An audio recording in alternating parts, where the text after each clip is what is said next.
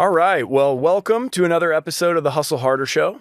My name is James Gaskin from Renovo Financial, and excited to have our guest today, Patrick Soares. Yep. We sit here in South Florida today in Miami, gorgeous, sunny South Florida, and excited to sit down and have a conversation with you. I know we've chatted a number of times, and we're excited to give you an opportunity to tell your story. And let's get it going. You want to give a little self-introduction? I'd love to hear a little bit more about your business and a little bit more about you personally, and we can kind of jump into the story. Yeah, sure. I appreciate it. Thank you for having me. Absolutely. Here. Thanks for making the time. Yeah. So where do we start? It's a lot.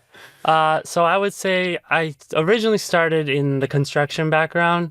I've been doing that pretty much fresh out of high school, family business. Awesome. We started with countertop fabrication, installation, wholesaling, importing stone, all those kinds of things. Wow. As the business grew, we ended up jumping into construction. So we started doing interior remodeling, kitchens, bathrooms, all that kind of stuff. And that's what we've been still doing to this day. Pretty much full interior remodeling, GC work, contracting, all that kind of stuff.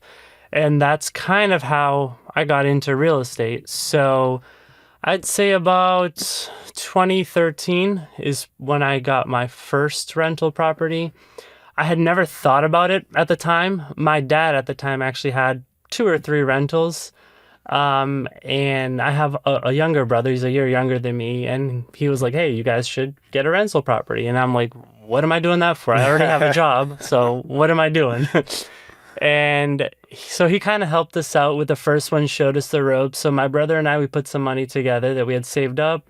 He helped us buy our first rental. We put a little bit of money down, got a loan on it. It needed a light rehab, so he kind of showed us the ropes. We're still learning that side of things as far as rehabbing properties. So he showed us what we needed to do as far as what's looked for in a rental, fixing the kitchen, bathrooms, things like that.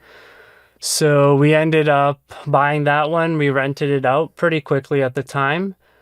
And after the first one, you kind of hooked, right? You're like, okay, this is kind of interesting. It works, you're making a little money. It's exciting. It's something different.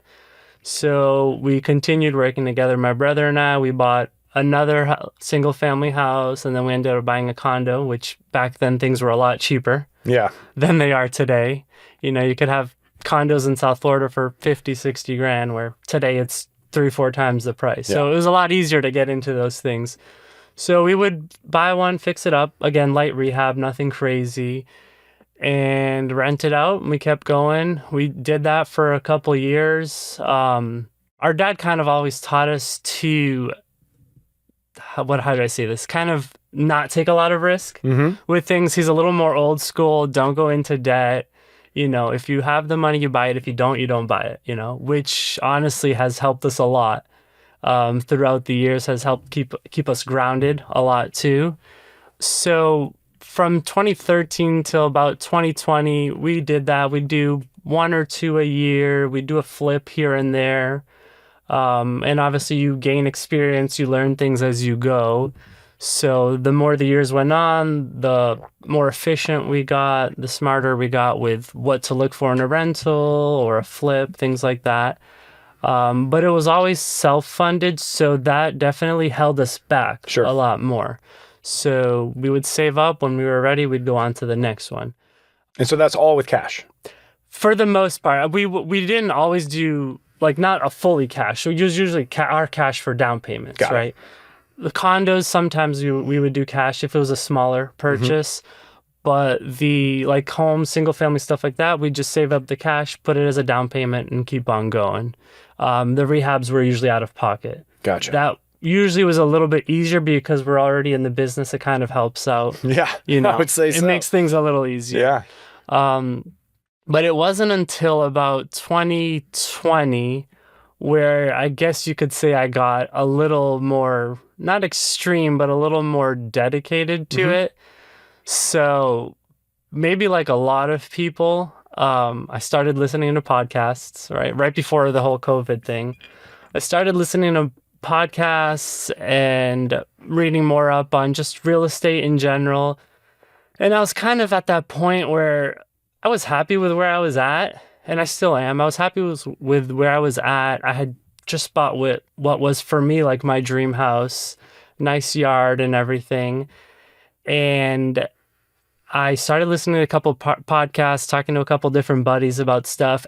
And the more I listened, obviously, if you listen too much, you can go crazy. There's so many different ways you can go about real estate. And if you listen, one person says do one thing, another person says do something else, you'll go crazy.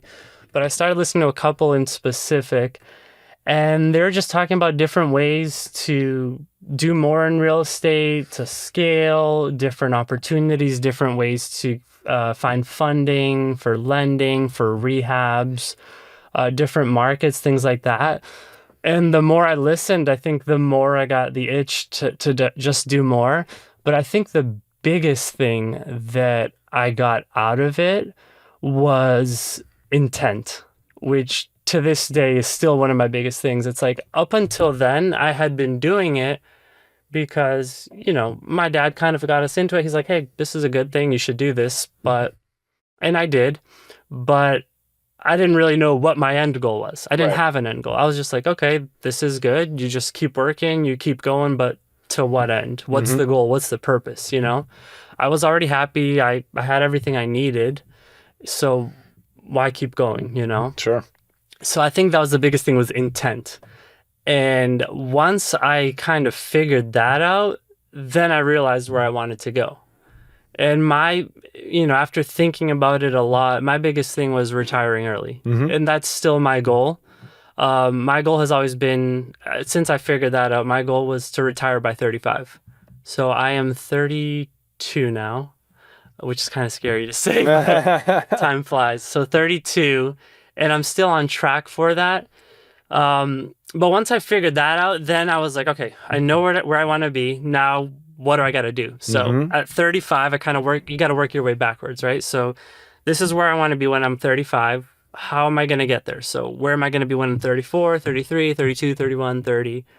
And I kind of worked off of that. So I had a kind of just impulse. I was like, if I'm going to do this, I'm going to go all in, So I actually ended up selling my house, and it worked out really nicely because I had bought that house a couple years before COVID, like 2018. Okay. And I did a lot of work, with the house, got it real nice. And I ended up selling it like 2021, I want to say, end of 2021, 22. Yeah, I think 21. And so that worked out nicely price-wise. So I literally took all of that. And I also took the opportunity to kind of kill two birds with one stone. I always wanted to see what it was like to live in the city. So I ended up renting a little apartment in the city to kind of try out the different lifestyle. And it also helped me with not having as much to maintain. Having a big house, big yard, it consumes so much of your time, Yes, you want to do this, you want to do that, but it just consumes so much of your time. And as much as I love it, I feel like the point I was at in life, I wanted to do other things. I wanted to have the energy and the time to do other things.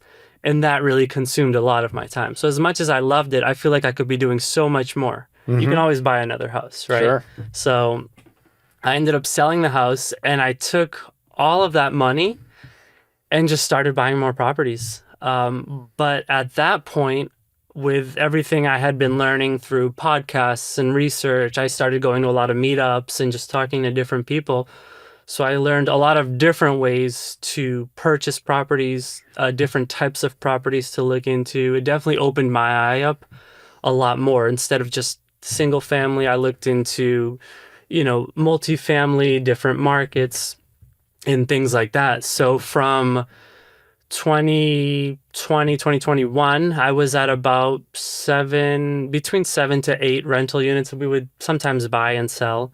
So I was between 7 to 8. And then fast forward to today, I'm at about 94 rental units. So a big jump. That is a big jump. Yeah, a big jump. Kind of scary sometimes when I think about it, the way that it scaled so quickly.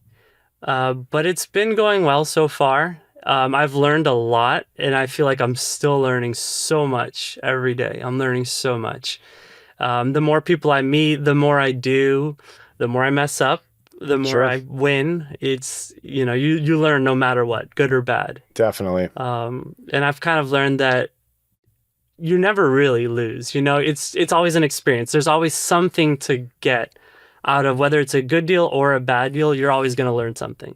Definitely. You know, if it's a bad deal, you're still learning. You just paid a little bit more for it. That's right. That's the right way to look at it too.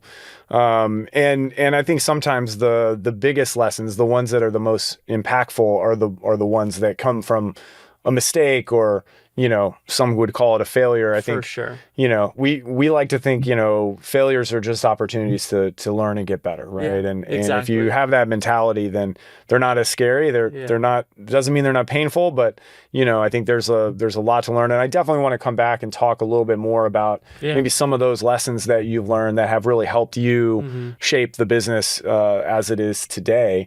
But, you know, to kind of keep going with the thread here, you know, you're at 90, you said 92? 94. 94? Yeah. What's the goal? I mean, I know you want to retire by 35, Yeah. but, like, you know, sounds like you have a pretty good idea.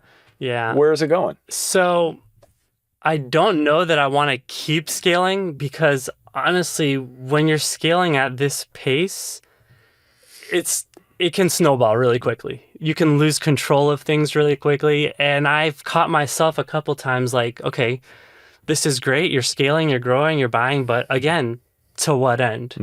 Sometimes you just kind of get lost in the sauce. You get excited, you get that adrenaline rush. Oh, I just bought another property, and it's exciting. It's like a game, you know? Yeah. A risky game, but it's like a game.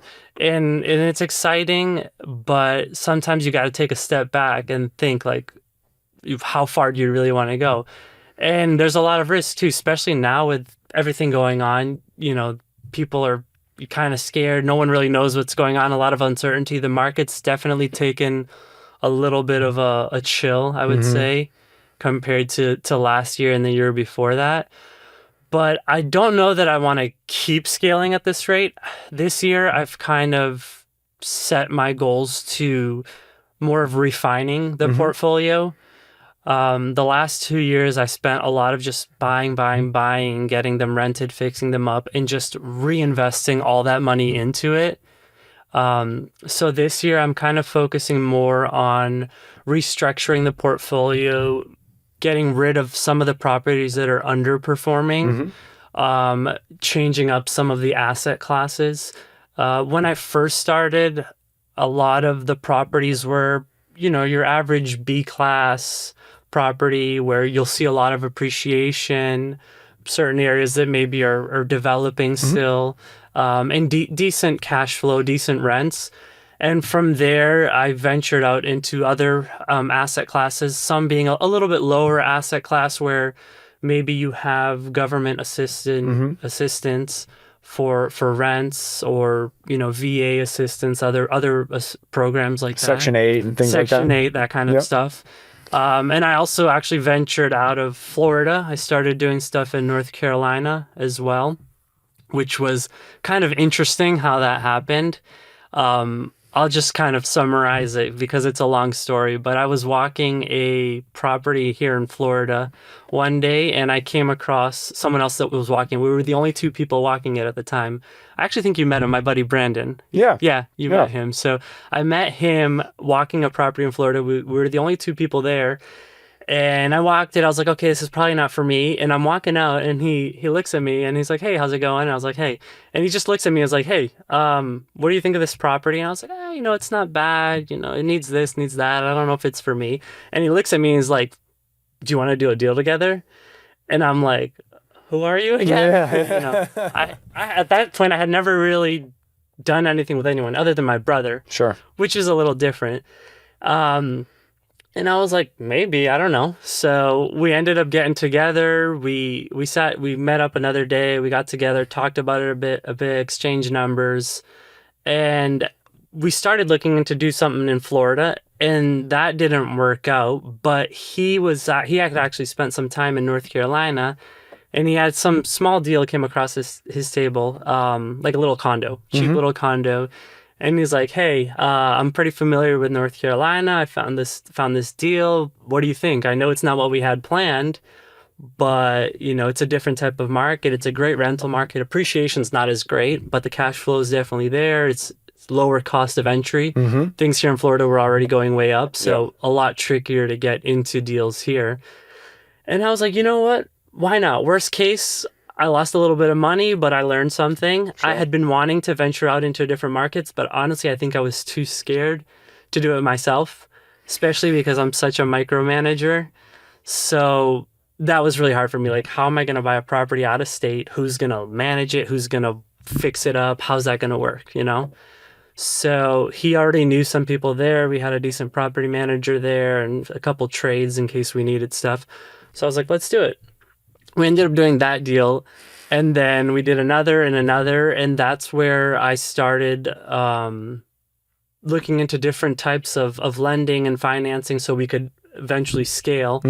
So between Brandon and I, we ended up, as of now, about 40 units together. Oh, wow. Mainly all in North Carolina. We have a couple here, but mainly in North Carolina. But again, it's a lower asset class. So a lot of C class, C minus properties where you're not going to see as much appreciation, but the rents are good. The cash flows are good. Taxes and insurance are a lot lower.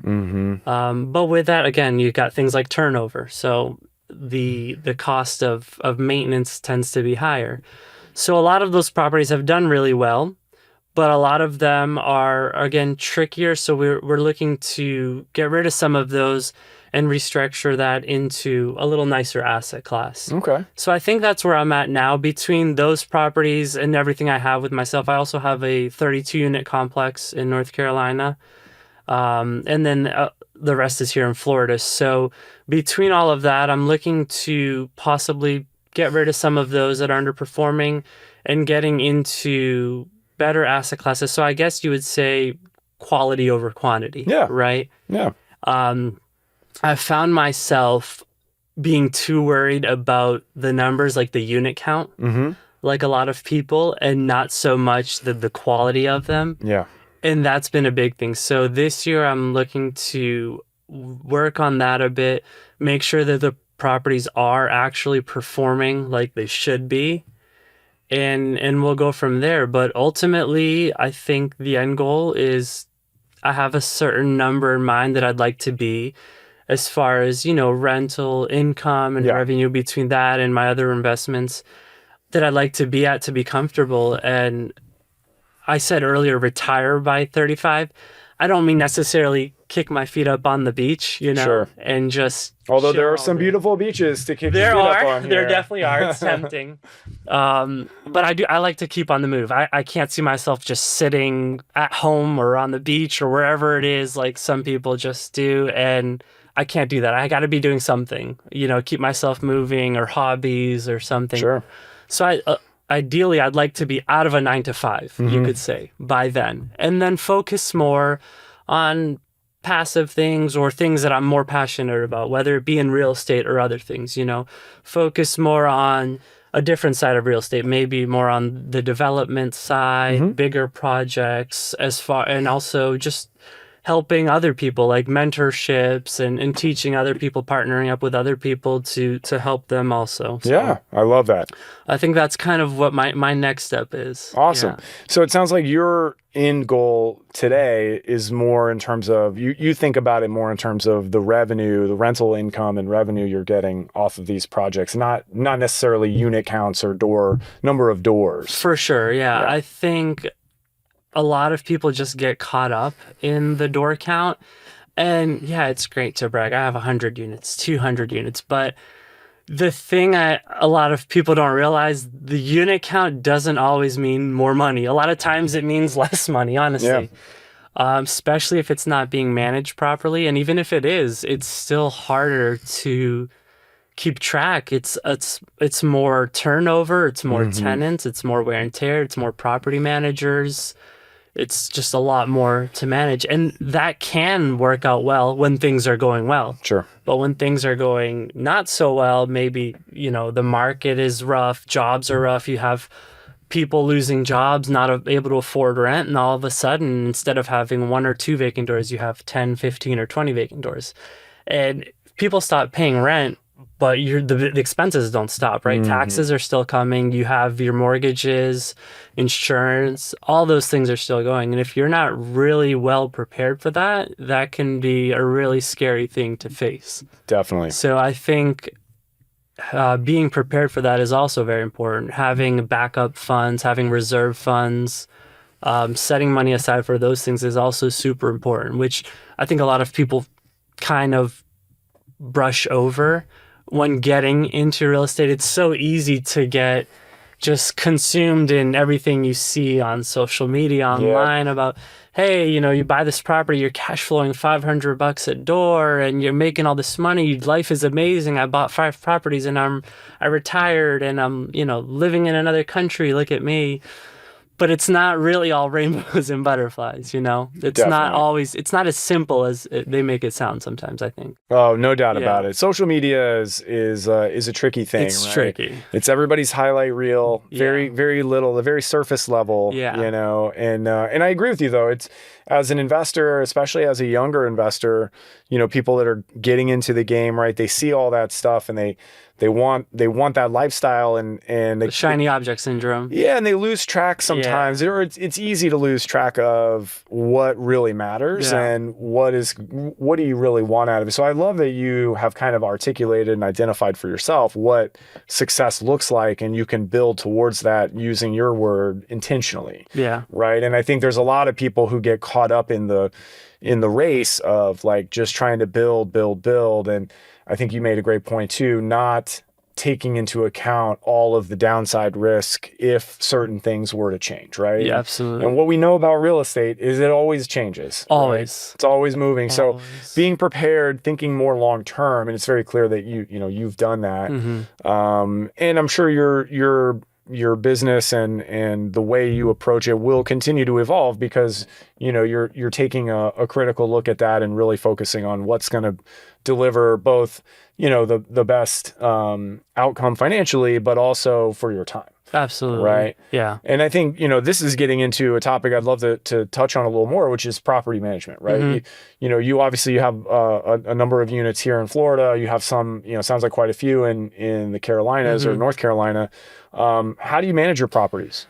So in the beginning, for the past basically since 2013, when I first started, up until 2021, 2022, actually up until 2022, I'd say, I managed everything myself. And if I could tell anybody that's getting into real estate now, if you want to manage the first one, maybe the first 1 or 2, I think that's important because you want to learn what it takes. It gives you an appreciation of what your property manager goes through. And you know what to look for when you're hiring a property manager too. Definitely. You know the goods, the bads. So I think it's important for you to learn that side of things. But to do it for as long as I did, it's not worth it. Yeah. It's not. It's a lot involved. And with me, in the beginning, it was a smaller unit count. It was a lot easier. But my thing is I've always been, like I said, a big micromanager, and it's like a blessing and a curse. It's great because I'm very attentive to detail. I like things neat and organized, but at the same time, it consumes a lot of time. So between managing the properties and then running a business too, it's a lot, and it can consume a lot of you. And it's also hard finding that balance, the work-life balance, and just balancing out the two different things, the construction, the real estate, and everything else. So in the beginning, I was managing everything myself. In Florida, I managed all of my own properties up until last year. Okay. I transferred. So it was about close to 30 properties I was managing myself. And then last year, I finally grew up the guts to transfer them off to a property manager. But the ones in North Carolina, I had no choice, right? I'm out of state. I had to trust somebody else. So with my partner, with Brandon, and the couple properties we had there, he knew somebody. We ended up interviewing a few different property managers, and they definitely, we ended up settling on one, and they definitely helped us a lot in growing that part of it. There's no way that we would have grown the way we did without them. Yeah. So it was still a big learning curve. and it takes a lot of trust. It is a lot of trust, and not only in the property manager, but also the trades they would hire and the trades we had to hire ourselves. We went through a lot of different trades until we found a decent team of plumbers and electricians and tile guys and all that kind of stuff. That was probably one of the trickier things in all of that. But at the same time, learning to delegate that and realizing that, okay, at the end of the day, you might not find anyone that's going to take care of that property the same way you are, right? Because at the end of the day, nobody does. It's different. The incentive is not the same. It's just not the same. So it's different when you're doing something for yourself, I think. But you have to realize that if you do want to continue to grow and expand and reach certain goals, you're going to have to trust other people. And it's like kind of like the IRS. You trust but verify, right? So you trust them with it, but you still have some managing to do. So you still have to have those weekly calls, the weekly meetings. You have to follow up. Hey, has this been taken care of, this and that? Because if not, it's also easy for them to just kind of let things fall through the cracks. Definitely. Because it's not just your properties they're managing various others. So I learned that it's okay to let other people kind of handle things. You're not going to be able to do everything yourself. It's just physically impossible. So I've learned to let go of a little bit of that and just kind of manage them and check in every once in a while. But it's okay to know that things are going to happen. Tenants are going to trash things. Tenants are going to not pay. Sometimes things are going to go great. Sometimes they're not. That's just part of the business, It's never going to go 100% your way. So after kind of accepting that, I think it was a lot easier. And in hiring property managers, it also helped take a huge weight off my shoulders, allowing me to focus on other things, which I think are more important, which is acquiring, new deals, underwriting those deals, networking with different people to help, also expand in different areas and in new deals. Also helped me focus more on my other side of the business, the construction side of things. So I think that was really important. That really opened up my eye on how much more time you gain and how you're able to do so much more. Yeah, when it's you just leverage, right? It's leverage. Yeah. You're leveraging, somebody who does something and, is a specialist at that thing. And, and if you can find the right partner, that can be tremendously valuable in terms of how it impacts your other businesses. Today, how much time would you say you spend on your portfolio and both acquiring and also overseeing the management versus your quote unquote 9 to 5 on the construction side? Yeah. So my 9 to 5, it's still a full-time thing. I work pretty much every day, whether it's in the office or on the road or whatever it is. I'm still very much full-time in that.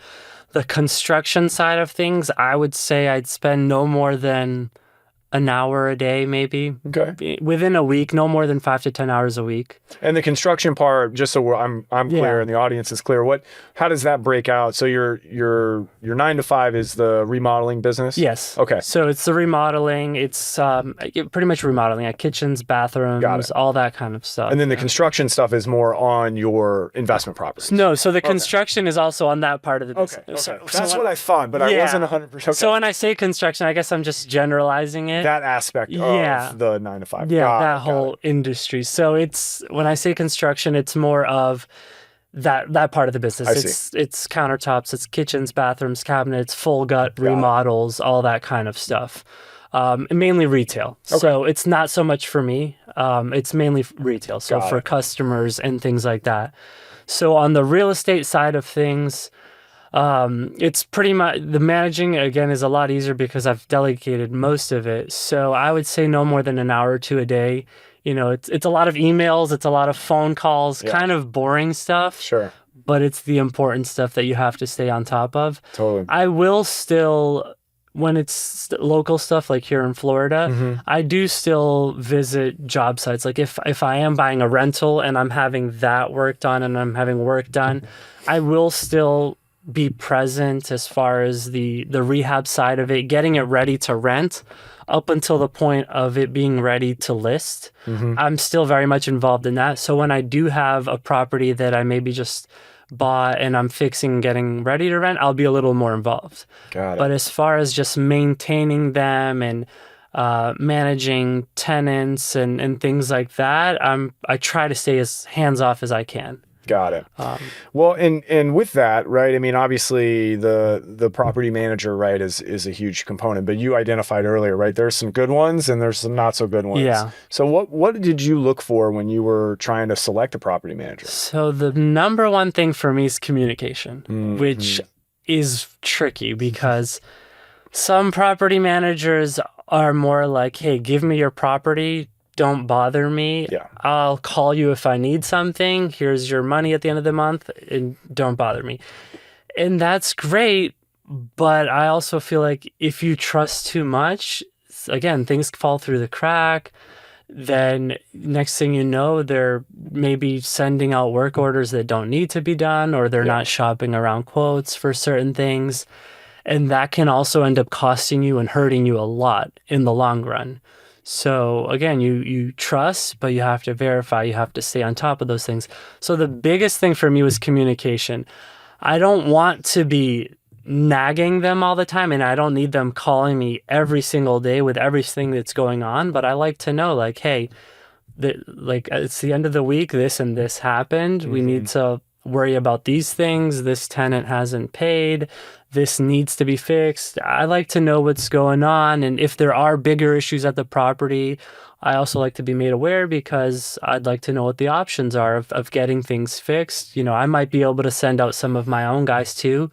I might be able to help with certain things. So communication was a big one. What else? I would say also just the way that they keep track of accounting. There's the software they use is a big one. I don't want to have to call them all the time for every little thing. So if I have a question, maybe something simple, I can go in to the system myself and see what's going on, open work orders, who's paid, who hasn't paid, and those things. So I'd say keeping up to date with those things is important. And the other big thing is tenant screening. So having, you know, certain requirements for screening tenants, how they go about their lease up process, what they look for, things that they accept, things that they don't accept, how they handle work orders, how they handle tenants that aren't paying, and also just overall morals, I guess you would say, is a big thing because that can be tricky, especially in states like Florida. There's a lot of sketchy stuff going on. Fraud capital of the country. Exactly. There's a lot of sketchy stuff going on. So I think that is a big thing too. You know, you want to deal with somebody that you can trust, that you know is going to do things morally and ethically correct. Because at the end of the day, they're also holding on to managing your property, essentially a really big part of your life. And it's so you want to make sure that all that checks out too. Yeah. Because if they make a mistake, at the end of the day, it's all you. Yeah, it's legally too. Right. Honestly, legally too. Yeah. Yeah. So you've got to deal with it. So being informed, but I think it's, and you know, if we're looking at the lessons that I think you know people can listen to this podcast and take away, one of the big ones that I've gotten so far is, you know, you did your own property management to start. So that's how I would assume, right, that you learned what to ask the property manager when you went to outsource. Like, how do you screen tenants? Here's how I do it. Here's the type of tenant I'm looking for. And making sure that there's a match there. And then in terms of the communication, you know, it sounds like you had a pretty good idea of what was going to work for you, and to be able to go in and sit down with prospective property managers and say, all right, well, here's how I want to work. How does that work for you? Is this something you guys can deal with? And try to screen them out, because it can be tricky. And to your point, you know, there's a lot that can happen. You know, and especially with that size portfolio, you know, that's having the right team in general, just having the right team. Right. Yeah. I think it's an important thing to know for people, even if you are hiring a property manager for the first time, at the end of the day, they're working for you. And I think a lot of times, even myself, when I first started looking for a property manager, it's a little bit intimidating because it's like they're taking on your property and they're like, hey, we're going to do this, we're going to do this, we're going to do this, and this is how we run things. And you're like, okay, is this normal? Is this really how it works? Yeah. But it's okay to say no to certain things. It's okay to set your own rules. Mm-hmm. And what I did, whenever I hired a property manager, I'd make a list, like a checklist of questions and things I'd want to go over. Things like, how do you handle an eviction? What kind of asset classes do you focus on? What kind of properties do you focus on? Do you work on just long-term or do you do short-term stuff too, like Airbnb or things like that? What kind of landlords do you guys look for? A lot of things like that, because that'll tell you a lot about them as well. Yeah. Are you mainly a property manager, or do you also do a lot of the brokerage side of things? Like, are you like buying and selling, right? A lot of property managers are strictly property managers, and a lot of them will focus on being a realtor first with property management on the side. Yep. Which for me is a no-go. Yeah. Because then they're just torn between two things. Yep. Do they own their own rental properties? How many properties do they own? Are they going to be focused on managing their properties and filling their units and optimizing their units before yours or not? So there's a lot of different ways to look at it. It could be a positive thing because they know how you're going to look at it as an investor. So a lot of those things are important. But I made a checklist and I interviewed various different property managers, whether it be on the phone or face-to-face, went over all those questions. And I think that helped a lot in finding the right person. So I think for somebody that's looking for a property manager for the first time, I think it's important. Write those questions down, do your own research online, call different property managers in the area, see what they're charging for fees, how they structure things, how they go about things until you find somebody you're comfortable with. And it's also okay to negotiate terms, like as far as percentages they charge, different fees they charge. Just because they have those things set doesn't mean that's it. Like, you can still negotiate those things. So those are things that I've learned, sometimes the hard way, sometimes through other people. Yeah. And I'm still learning to this day, even with that, having property manager agreements and different things you can put in there. So it's okay to be, to fight on those things. Yeah. Now, how did you decide who to interview? Did you go to the internet and just figure out who's a property manager? Or did you get recommendations from people you knew that were investors? So the stuff out of state, I went based off of referrals. I joined different groups online, different Facebook groups and other forums online, and just talked to different people. And got a few different recommendations, ended up interviewing them, and eventually landed on one. And then as far as stuff locally here in Florida, I ended up just going online. Same thing, looking through different Facebook pages, different meetups. I called around, asked a couple friends that are also real estate investors if they had any recommendations, and went based off of that. Ultimately, actually, it worked out pretty well. The property manager I'm using now for all my properties here in Florida, they were actually an old customer of mine on the construction side of things. Okay. We actually ended up doing a lot of work for them, and I didn't know that they were property managers. I actually found out a couple years ago before I hired them, maybe a year or two before I hired them, they had an issue on a job site. I went out to see what was going on and help out with it. And they actually found out that they were property managers. It was actually for one of their own rental properties. So we talked a bit. I ended up keeping, I made a note of it, and I said, hey, if I ever need you guys, I'll reach out. And then a year or two later, I ended up reaching out, and I still interviewed other people because you still got to do your homework. Yep. But I ended up settling on them, and so far, honestly, it's been life-changing. That's awesome. Actually. That was probably the biggest weight off my shoulders. The properties here in Florida. Once I found somebody to hand those off to, it was a huge weight off my shoulders, and I wish I did it sooner. Yeah, I wish you did it sooner. I've heard that before. But it's all about finding the right one, because you talk to investors and people who have had bad property management experiences. You can ruin your life.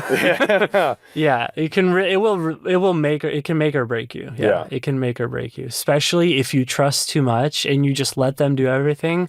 It can literally make or break you. Yeah. It's such an important factor. Well, and I think you brought up a good point about the potential conflicts of interest, right? Yeah. And I could see on the one hand, a property manager that owns a sizable portfolio, to your point from earlier, like understands what, an owner is looking for and all of that. But, the potential for you to be deprioritized if their portfolio is, has some turnover or whatever, those are real things. Yeah. And, having good communication and I think also setting the table in terms of what it is that, what success looks like to you in that relationship up front is really important, right? I mean, being really upfront, because, communication is so important from the property manager, but it's two ways, right? And I think if you or any investor are very clear about what you want, you're a lot more likely to get it. For sure. Versus kind of, oh, hey, I didn't like that. Well, I didn't know, right? And it's one of those things where I think it'd be easy to go in and trust too much, especially if the property manager was sourced from, someone in your network, right? Somebody who's like, oh, these guys are great. And, you think highly of this person who made the introduction. So it's like, oh, they're probably great. I don't have to do that much background. That can get you in a lot of trouble. Yes. Yes. Yeah. That's for sure. I think setting the expectations with them is a big thing. And there's different types of property managers, I think, for different people. And I think you just have to find the one that's right for you. Certain property managers are going to be better in handling short-term rentals. Some are going to be better in managing out-of-state landlords, people that are not present locally. They just need somebody to do everything. And then there's other property managers that might be better for long-term, or certain property managers that might help with rehabs or multifamily, commercial. There's a lot of different. So it's finding the one that's right for you and setting those expectations from the beginning. Yep. And like you mentioned, letting them know, hey, this is where I'm at. This is where I want to be in X amount of time. Can you help get me there? You know? And if they're stand-up people, they're going to tell you, hey, this is for us, this is not for us. Yeah. And that's the one thing that I actually really liked when I interviewed my property manager here. I told them, hey, I want to have an interview. I want to talk to you guys about this and that. And they're like, that's great. We like that. But we want to let you know also that we're interviewing you too. Yeah. We want to make sure you're the right fit for us. And I think that was actually a green flag, knowing that they're not just going to take everything just to take it.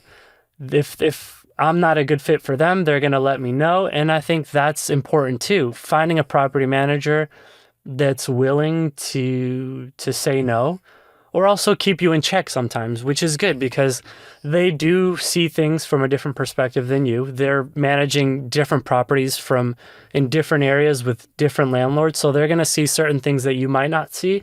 And there might be times where they have to tell you, hey, what you're asking for is unacceptable, or what you're asking for is good or bad, or maybe, or just here's what that could mean. Yeah, exactly. Or here's what that could mean. If you do this, then that might lead to this. If you want to look for this kind of tenant, this might be issues you run into and things like that. So I think that's important too, having a property manager that will not just say yes to everything you say, but also kind of help guide you in different parts of that. Yeah, and it sounds like you found one that, you have developed like almost like a partnership type of relationship, right? Sure. They're a vendor, but they're looking out for you, and there's that two-way kind of communication, and I think that's really smart, and it makes sense, right? Because I think we operate that way. Yeah. Our goal as a lender is to try to, we want to be our team should, be looked at as a part of your team, and I think when you can find, and that's not to say that that's the only way to do it or the right way, or, there's lots of ways, and Sure. everybody's a little different in what they are looking for. But I think, really trying to find vendors, suppliers, that behave as partners, it certainly is the way that we've found a lot of success. And I think that applies to a lot of things like property management, for example. I agree. And I think that ultimately you're only as good as your team. Yep. You're only as good as everyone else around you and everybody you work for. You can't do it yourself. Yeah. You need help. You need a team, whether that be a lender, trade subcontractors, property managers. So I think building that team is one of the most important things you can do because you're literally only as good as them. Now, was that a tough lesson for you to learn I'm still learning. Trust? Yeah, because I mean, for someone like you who really likes to know the details and is very organized, sometimes that's very hard to like pull yourself out. Yeah. And it sounds like you went through that struggle a little bit, but was that a tough lesson or a tough thing to get comfortable with? It's definitely tough. Even to this day, trusting those people and finding the right people, it's still tough, but it's definitely very important. And I would say that having my business, the construction business side of it, helped me a lot because that's what I deal with every day. Yeah. So I'm not only dealing with retail with customers, but I'm also dealing with hiring all the trades. So if we're going in and gutting a house, I have to find framers, drywall guys, painters, tile guys, electrician, plumbers, and I'm still managing the job, or I'm finding people to manage it, right? Mm-hmm. And to this day, I still do some of the management. That's kind of the part I enjoy of the whole job, managing the different trades, seeing the process through to the end. Yeah. That's probably my favorite part of it. So I like to stay involved with that.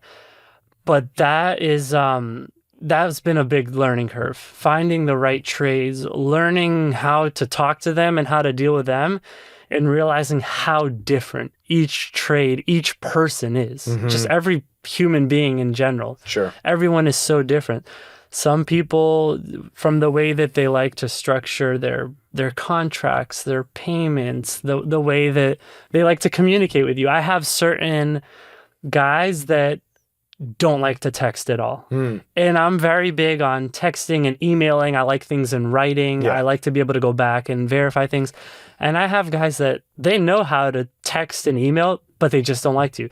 Every time I text them, they call me back. Mm-hmm. And learning that, okay, if you want to talk to this guy, you just got to call him, talk to him, and get it over with. Other people, you have to email them. Other people have.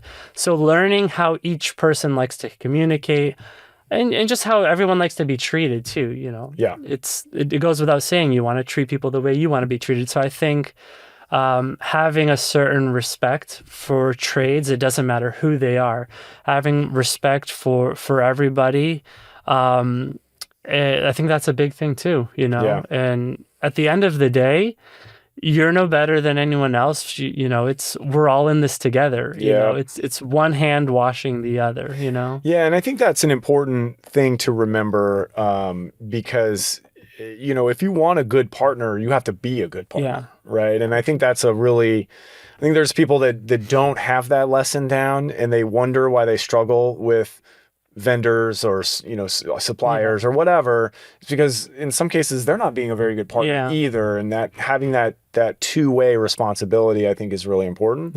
But I'm with you. I like to email and text as well because the paper trail sometimes can be very important. Sometimes you need it. Yeah, sometimes you need it. It can be very important. I also learned that I think you can't be too greedy either with things. I've learned that you can't be greedy. I've come across a lot of people where all they care about are numbers, right? Mm-hmm. All they care about are numbers or getting their deal, getting the best deal they can. And you're not going to do something to lose, but I think sometimes you have to be more flexible in your negotiations, in your deals, whether it's on the buying and selling side, whether it's on the hiring trade side, because sometimes you'll win here or make a little more here. Sometimes you make a little less here, but it'll balance out eventually. And I think if you do good will come to you, right? And you do good and you attract good. So you have to obviously keep your best interests at heart in anything you do. But I think it's also important to take care of your team and look out for them as well, you know? I love that point. I'm so glad you brought that up Yeah. because I think that is something that people miss a lot. You've got to be willing to, well, in general, I think the difference is it's short-term thinking versus long-term Yeah. thinking. People who are very transactional, who only care about the numbers, like they're going to beat you up on every single deal, on every invoice. That's fine. But, you know, if you that's a short-term way of looking at it, right? Because you're going to have more customer turnover. You're going to have, but, you know, if you have a longer-term mindset, which it sounds like you do, it's more important in that, with that lens that, you know, everybody needs to make money, right? Yeah. I mean, listen, you could be the best negotiator in the world and hammer these guys all the way down to the bone. But if something goes wrong, they're not going to be nearly as interested in helping you. And on the next deal, they're not. But if you make sure everybody is making money, everybody is getting fed, you're a lot more likely to have loyal partners that are going to go above and beyond for you because they know you're taking care of them and not beating them up on everything Absolutely, that you could, right? And I mean, as a lender, we see that a lot, right? I mean, you get certain borrowers that are just, they want the best deal every time. And listen, we want to give you the best deal. Yeah. But, you know, it's also important to be a good partner the other way. And I think some people, you know, they lose sight of that a little bit. And so it's always refreshing to hear somebody that gets that aspect, because I think it's really important. I mean, listen, these subs and you know, your property managers and these vendors, to your point, man, they can ruin your life. You know? And so if you don't treat them right, like you are more likely to experience the negative side of what could happen in those cases. But if you take care of people and you make sure that they know you're taking care of them, I think you're going to have a lot more luck, especially, and that's the thing, when things are going great, none of it matters, right? Yep. Business is good. Everybody's making money. It's when things get difficult that you really need them. And that's when, if you're not a great partner to them, you may find that they're not as interested in helping. And that's when you need them the most, right? Yeah, exactly. So it's loyalty, right? Yeah. So it's you want to treat them well because at the end of the day, you need them. You can't do anything without them. So like you said, you take care of them, they'll take care of you. And if you do treat them poorly, you know, you just nickel and dime on everything, you give them a hard time about everything, and then God forbid you have an issue with work they did, or, you know, a tenant, or an issue with plumbing or something, and next thing you know, your plumber doesn't want to answer your phone calls anymore. Yeah. So, and I'm very grateful for that, that I've come to put together a pretty solid team, and a lot of the guys that we've been working with have been working with us now for many, many years, both on the construction business side of things. We've had guys that have been with us now for 15 to 18 years. Wow. Yeah, we opened about 21 years ago. So we've had guys that have been with us almost since the start. Wow. And I think that's huge. You know, it's super hard to find people like that. And I think when you do find them, you got to do everything you can to keep them by your side. Yeah. You know? Again, that's good long-term thinking, because we operate that way too. Like, you know, I think our whole team, we see it as our job to make sure that everybody on the team feels so supported. You know, that, listen, things aren't always going to go the way we want, but I think if the team feels supported, if the team feels, you know, that you're backing them up, you're a lot less likely to lose them because they had a bad day and then go on LinkedIn and hear from a recruiter and start taking phone calls. And those things happen, right? But at the same time, I think if you really do a great job of supporting them, you earn a little of that loyalty back. And I don't know about you, but like in our business, man, there's nothing more expensive than turnover. Literally. And I see it a lot in the lending world. Like I'm here there's a lending conference. A lot of our colleagues from the industry are in town, and there are some firms that, you know, don't necessarily have that approach, and they're a little bit, you know, and they have a lot more turnover. And I think that's so painful for a business because you're constantly having to find new people to replace the ones you lost. There's ramp up time, training, you know, you're just much less effective when you're always having to replace people. And again, you know, turnover is a fact of life. If you run a big enough organization, you're going to have it. but the more you can minimize it, and I think that same goes for your team, your extended team in your context, right, with property managers and things like that. Just switching gears just a little bit, we're in South Florida. I think it would be a mistake if we missed the opportunity to at least chat on something that I think is a fairly significant challenge here in Florida, which is insurance. Yes. And as a property owner and a landlord, insurance has to be one of your, more, challenging line items on the expense side. Talk to me about how you're thinking about insurance and how is that impacting your business, if at all? It's been rough. Yeah. Honestly, it's been rough the last year and a half. I don't know to what point it's going to get, but insurance just keeps going up. It's definitely made it a lot harder to find deals between insurance and taxes too. Yeah. Actually, taxes has been a big, those two factors have been just killing deals completely. There's still deals out there. I feel there's still deals to be had, but it's a lot harder to come across them. The underwriting process has to get a lot more strict, has gotten a lot more strict for me at least, in finding deals. I've learned that anything in an HOA, homeowners association, is also getting a lot trickier to deal with. Yeah. Again, because of insurance. I've actually been working on getting out of most of the properties that I own in HOAs or condos also, because it's just a lot of uncertainty. Yeah. The truth is we don't really know what's going to happen. We don't really have any control over it either. And a lot of like these condos and HOAs, they're not budgeted really well. They're not run properly. And I think part of that is what's causing a lot of this insurance costs to rise too. A lot of these places, they don't have reserves. Money's just being spent, I don't know where, just going out the window. And then when repairs are needed, there's no money. Then you get hit with assessments and that causes HOAs to go up. And then storms come by and then insurance again. So it's definitely been a lot rougher here the past year or two with insurance. I've had single family homes, and I'm talking about a 3-2, 1,200 square foot basic cookie cutter home where 2 years ago you'd pay $2,500 for a year of insurance. And I just had some of them that renewed at $6,000, $5,000. Wow. Which, if you underwrote a property 3 or 4 years ago at, $2,000 to $3,000 for yearly insurance, even if you factored in 10, 15, 20% increase over the following years, you're nowhere close. Yeah. And then you couple that with taxes, which have also close to doubled in the past year or two. Wow. How do you make money? Yeah. How do you even maintain the property? And that is, I don't know what's going to happen in the next couple of years. I don't know. No one really knows. But I feel like we're going to start maybe seeing the effect of that in the next few years.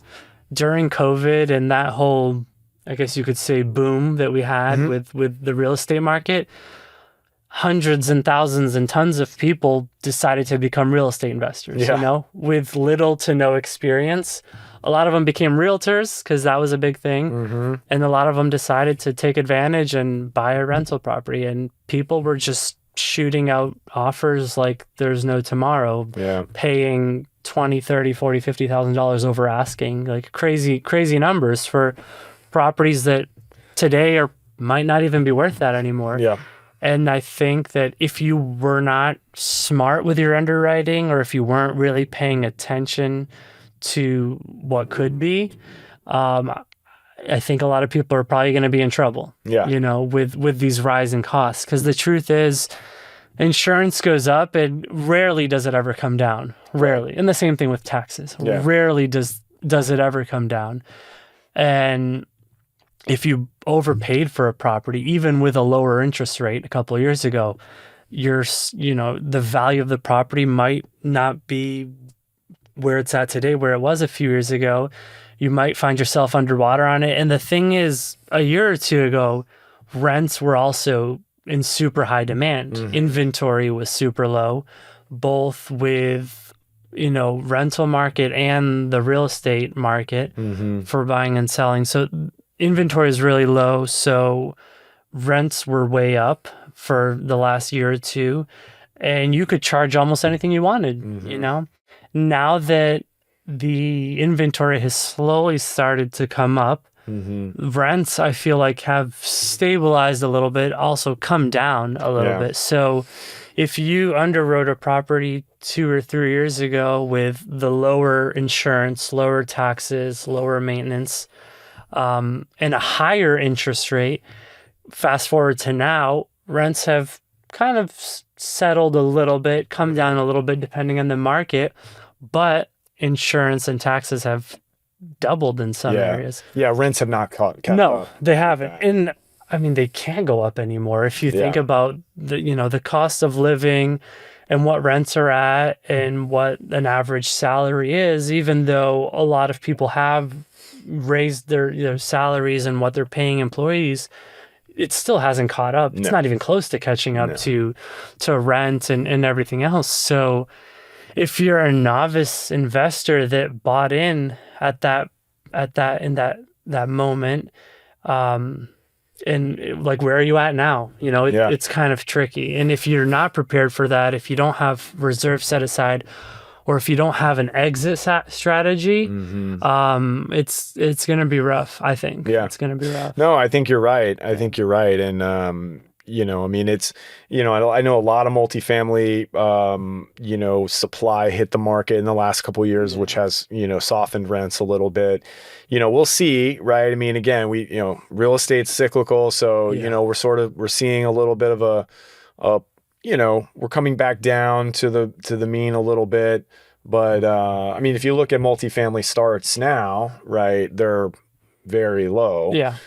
Because of all that supply that hit the market in the last couple of years. But that means that there's going to be another gap, right? For sure. There's very few starts today. Maybe for the next couple of years, you'll see fewer, and then we'll hit this supply crunch again. There won't be enough. Rents will go up, right? I mean, it all kind of comes around. But the motto for a good real estate investor is you got to live to fight another day. Yes. Because you can die in those. Yes. In those, we'd like to say, there are certain times when the game is go, go, go and grow and make as much as you can. And then there are times where the game switches to just don't die. Yeah. Because the opportunity in real estate is always on the other side of that trough, right? But you got to make it through, and not everybody does that. So going in with that longer term mentality, thinking long term and setting your business up so that you can withstand the downtime is really important. And it sounds like you've done an awesome job. Yeah. With that said, I'm still buying, right? I'm still buying, selling sometimes, but it hasn't stopped me. It just has made me be a little more strict with my underwriting. So even with everything going on, like you said, long term, it's like everyone says, it's not timing the market, it's time in the market. Like, how many times have we heard that, right? Yep. So it's about how long you're going to be in it. And the goal is to long term, just buy and hold forever, right? So things might be rough the next few years. We don't know. Things might be great. But at the end of the day, there's still deals to be had. Yeah. I would still buy. I would still tell people to buy. I would just say, be very stringent with your underwriting, Make sure that you have that cushion, and kind of jumping off of that, you also want to have, I think, multiple exit strategies. I think that's important. Just having different exit strategies in general, I think, is huge. And that can also help in the long term, because if you bought a property with one thing in mind, like if you bought a property just thinking about, I'm going to buy this as an Airbnb. I'm going to buy it in this area, and this area is super hot right now, and Airbnb, everyone's doing it. It's great. Awesome. But what happens if the city changes their ordinance and you can no longer do short-term rentals in that area? Or if, a hotel goes up right next to it, or if just the market's bad and no one's, visiting that location anymore, that town. What are you going to do with the property then? You might have overpaid a little bit for a hot property because, you're going to get that return, but what if you can't do that anymore? Is it going to work as a long-term rental? Mm-hmm. Can you sell it and get your money back?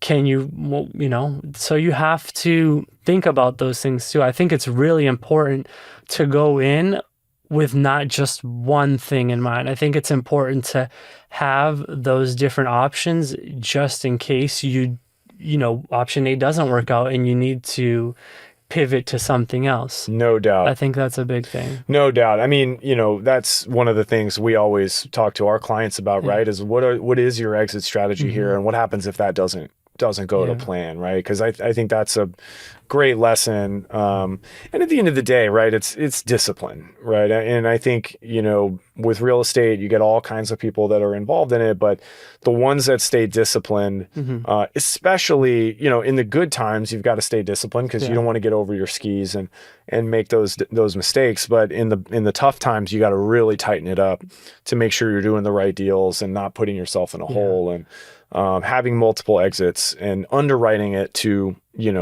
before buying the property, underwriting it to several different exits, making sure you've got flexibility, I think is a great lesson.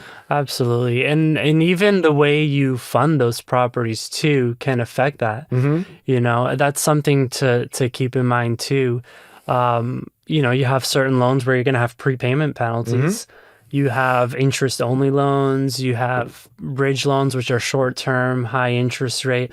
All of those different types of loans too are going to play a factor. So I think that's important too, figuring out not only the different exit strategies you have, but what kind of funding are you going to use for that property? And because God forbid you do have to get out of it, next thing you know, you're hit with a crazy amount of fees and you're way underwater on the property. So that's another thing you want to keep in mind too, is the kind of funding you're going to use for it. Yeah, absolutely. And of course, as lenders, I think a really good piece of advice, regardless of who you work with, is find a good partner that is going to work, help you work through that thought process and understand, right? There's lenders that are out there where you can apply and receive a loan and never talk to a human being. Yeah. And there's nothing wrong with that. But, having somebody that you can sit down with and who, you can communicate your plan. Here's what I'm thinking. And the right lending partner should be able to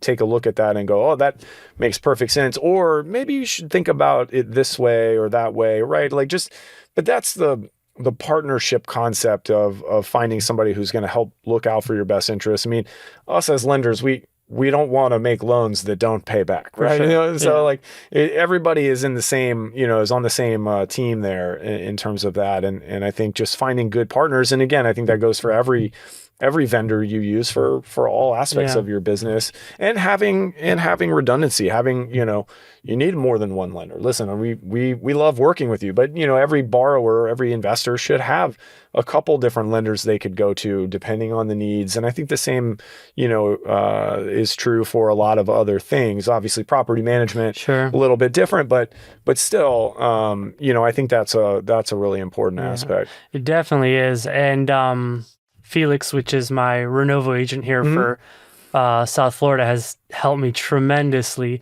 with that, actually. So I like the fact that you guys do offer so many different options for your loans, and he's helped me a lot with that. Like sometimes I've came across a deal and I'm like, Felix, I really like this deal. I think it could work, but I'm not sure how I'm gonna structure the loan or if I'm gonna hold on to it long term or not.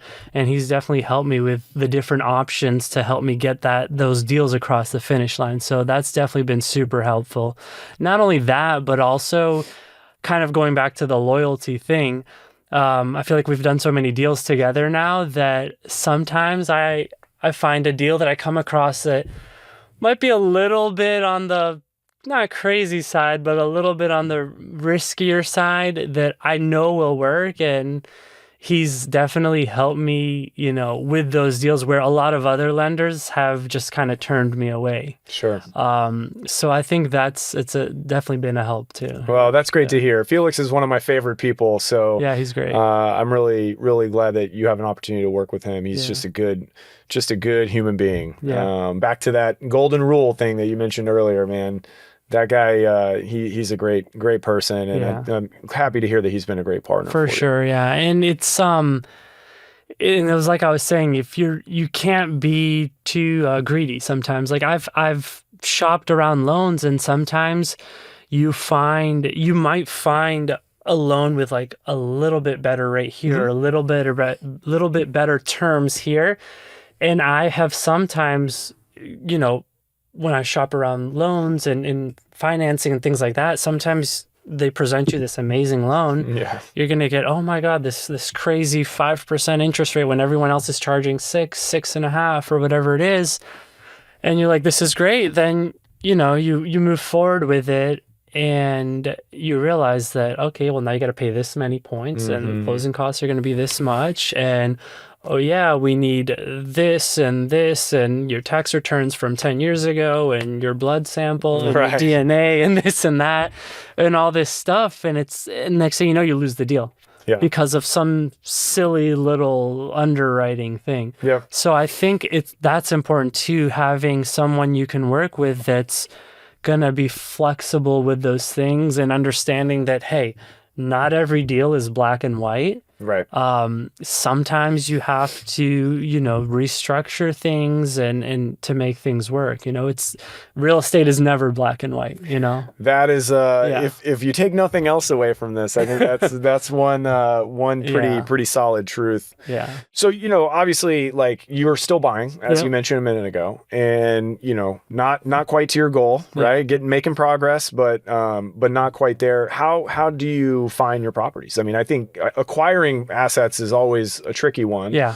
And not to get any of your secret sauce here, but just curious how you think about it and how you acquire. Do you do anything direct to seller? Do you typically go through agents and the MLS? Like, how does that work for you? Sure. So first of all, I don't think there's too many secrets to it. I feel like there's enough food on the table for everybody. So I feel like there's no reason not to share those things, right? But most of my deals, especially when I was scaling from a smaller portfolio to a larger one, a lot of them have been off market. So whether it be through wholesalers, a lot of them through wholesalers, that could be Facebook, honestly, Facebook groups, meetups, sometimes just brokerages, calling around to different brokerages, having them add you to their caller list, their mailing list. A lot of that has been just networking, finding deals off market, both in Florida and out of state. Sometimes I have found deals on the MLS too. People that think there aren't deals on the MLS, there are. They're harder to come by, but there are. You just have to look for them. And it's important to note that a lot of times deals that are on the MLS, like, they can still be negotiated, right? Just because it's listed for that price doesn't mean that you can't negotiate those things. So sometimes properties have been sitting for really long, and you can throw in a lowball offer. You can negotiate the terms. Sometimes you can get help with like seller credits, have them help towards your closing costs, or there's different ways you can structure the deals. Owner financing, seller financing, part of the deals. Things like that. So it's been a mix. It's some deals on the MLS on market. I'm still buying deals like that, and then a lot of it's just off market. And I feel like the more you do, the more people you meet, the more people you talk to, it just comes naturally. Yeah. Now it's to the point where I just have to just ignore phone calls sometimes, because you get so many calls and emails and texts, and a lot of it's spam. There's a lot of spam out there. But once you start networking and meeting the right people, I feel like deals just come. Yeah. Yeah. But I do think that networking is an important thing. If you're a newer investor still learning the market, get out there, talk to different realtors, different investors, go to the meetups, make friends and talk to them and ask them, hey, what do you see out there? What are good markets? Where can I find deals? And there are so many resources available, right? I mean, I could not agree with you more. I think being well networked. And it's part of why we lend the way we do, right? Felix lives in South Florida. Yeah. He really only lends here in South Florida because he's able to leverage the network he's built over years to find the right borrowers, to help them find the right deals, help make sure that we're structuring those deals appropriately for the market. But a lot of it is just the networking aspect and just getting to know a lot of people in the market. And I think those resources are abundant for folks that are trying to get into this business or who want to take wherever they are and go to the next level. We're members of a number of real estate mastermind groups that are absolutely amazing in terms of like having a core group of people who are all very successful, experienced people that are more than willing to share the things that they've done to get where they're at. And man, some of those groups are very expensive. Don't get me wrong. Not all of them, right? But some of them are very expensive. But man, I mean, you think about it like it's tuition to college, right? Yeah. Like, there's a fee, but if you go and you find the right ones, I think it can be well worth the cost.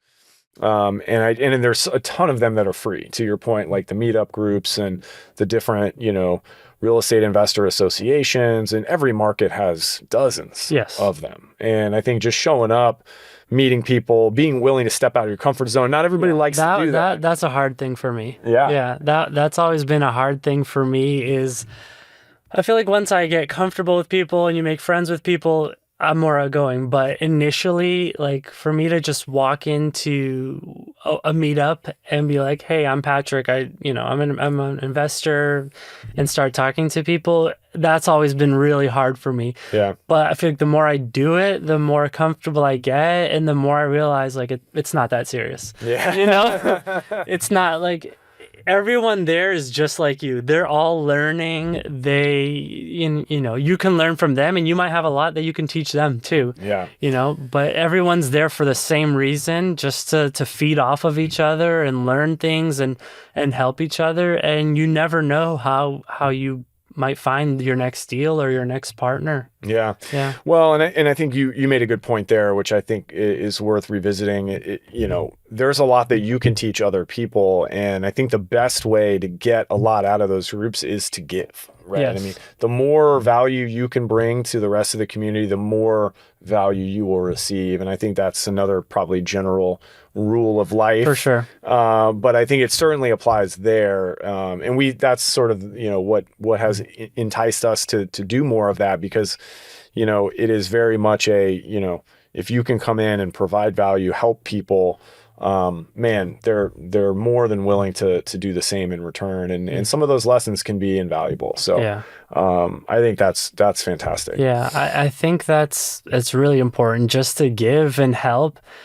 I think a lot of people in this, and I don't think it's just real estate. I think it kind of happens in different businesses and markets and things, but people not necessarily greedy, but they want to gatekeep. Right? Yes, they want to absolutely. gatekeep. Oh, I have the secret to finding the best rentals. I have the secret to buying the best deals. I have the best property manager. I have the best contractor, this and that. And I feel like it's just kind of a poor way to think about things, honestly. There's so many deals out there. There's so much work, so many deals. There's no need to try to keep things a secret. At the end of the day, it's not really a secret. You can go online and find everything, right? Correct. I've learned a lot of things on my own. I like to research and do my studying and learn things. And nowadays with the internet and all this technology, you can learn just about anything online.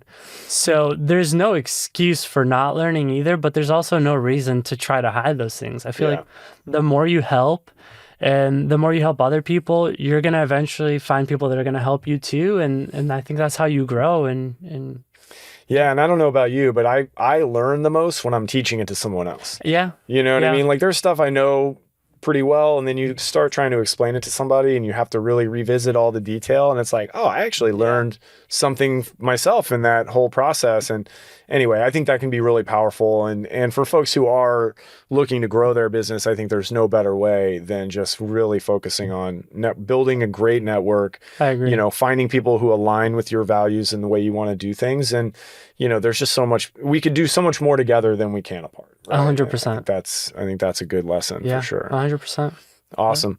Well, this has been a great conversation. I really appreciate you coming and sharing. It's just been really great to get to know. Yeah, absolutely. Before we go, I did want to give you a chance. What is the name of your remodeling business? Our company, it's called Boynton Beach Marble and Granite. We're located in Boynton Beach here in South Florida. And we do everything construction, really. Anything from additions to full gut remodels, countertops, cabinetry, tile work, all that kind of stuff. Awesome. And if anybody wanted to get in touch with you, what's the best way to do that? You could email me, or you could go on Instagram also and find me on Instagram. Just look me up. I am Patrick Soares, and you'll find me on there. Awesome. Cool. Awesome. Well, thanks again for spending the time with me today. Really do appreciate it. And it's been a great conversation. So looking forward to hopefully doing another one with you. And but yeah, really appreciate it. And thanks to the audience for coming and checking us out. Awesome. Appreciate it. All right. Thanks, Patrick. Yeah, my pleasure. All right. Cheers. Thanks, man. Cool.